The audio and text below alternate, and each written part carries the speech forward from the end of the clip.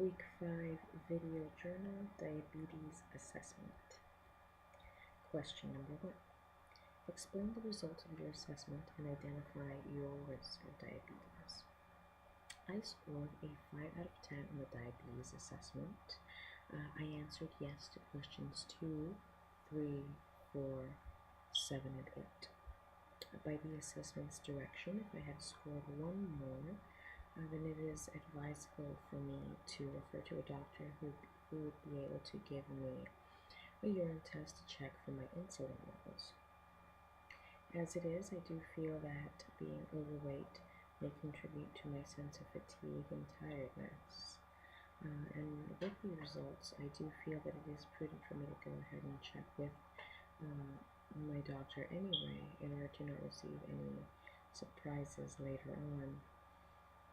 The good news is that I don't have a family history of diabetes, so I can go ahead and rule that out from the start. Question number 2. Examine the relationship between health and wellness by discussing the impact of diabetes on at least 3 dimensions of wellness. Conditions such as diabetes have the potential to affect wellness on multiple levels. I feel that most prominently is the effect that it has on physical dimensions of wellness. There are different things that a person has to worry about when they are diagnosed with diabetes. They have to be infinitely more aware and conscious of their body, their internal states, and the feelings that the various levels of insulin cause them physically. Another way that diabetes affects the different dimensions of wellness is environmentally.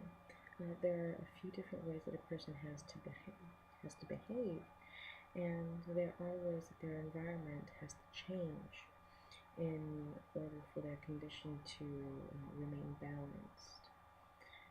Those who are diabetic need to modify quite a few things in order to maintain that optimum level of insulin for them individually, including the different foods that they have available, the grocery stores where they shop, and the different recipes that they use.